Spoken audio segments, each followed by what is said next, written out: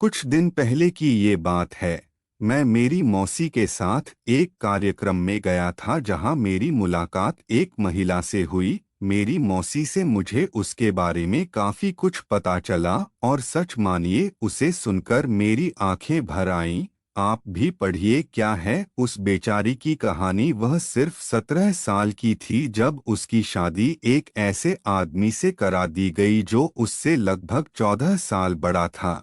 शादी के एक महीने बाद उसे पता चला कि उसका पति शराबी है। सच्चाई सामने आने के बाद वो हर रात उसके साथ दुर्व्यवहार, मार पिटाई करता था और उसे अपनी माँ से पैसे लाने के लिए मजबूर करता था।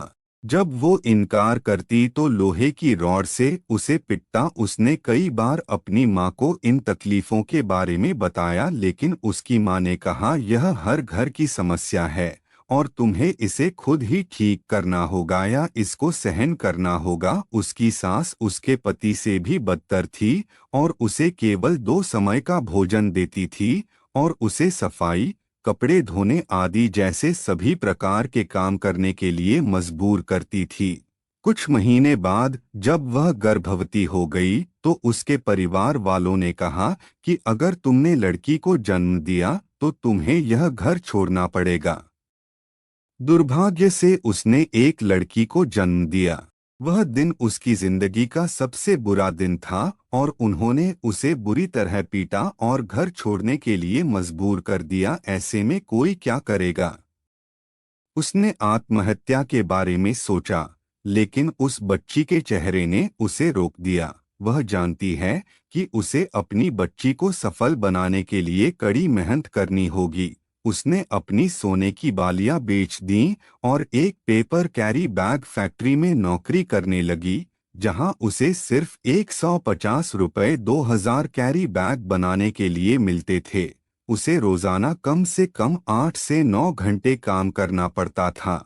इस काम के साथ साथ उसने एक ढाबे में टेबल और बर्तन साफ करने का काम भी किया और उसने वहां रोजाना 5 से 6 घंटे काम किया और प्रतिदिन 100 रुपये वहां से कमाने में सक्षम हो गई। अब वह प्रतिदिन 250 से 300 रुपये की कमाई करती थी, जो उसके बच्चे को पालने के लिए पर्याप्त थी।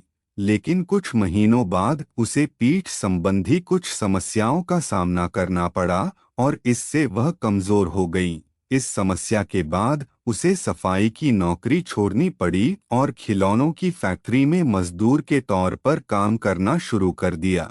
इस तरह उसने अपनी बेटी की शिक्षा का प्रबंधन किया और अपने बच्चों के जीवन को आसान बनाने के लिए कई काम किए। वह जानती हैं कि भगवान केवल उनकी मदद करते हैं जो कड़ी मेहनत करते हैं। मैं कल उनकी बेटी से मिला और काफी खुश हुआ क्योंकि मुझे पता चला उसने हायर सेकेंडरी में 93% अंक हासिल किए और वह डॉक्टर बनना चाहती है। उसके पास अपनी बेटी के अलावा कुछ भी नहीं था और उसने अपने पति को छोड़ दिया और उसे कोई आइडिया नहीं था कि वह आगे क्या करेगी, लेकिन उसे खुद पर विश्वास था। दोस्तों, आजकल थोड़ी सी समस्या आई नहीं कि लोग हार मान लेते हैं, डिप्रेस्ड हो जाते हैं या अपने जीवन को ही समाप्त करने की सोचते हैं।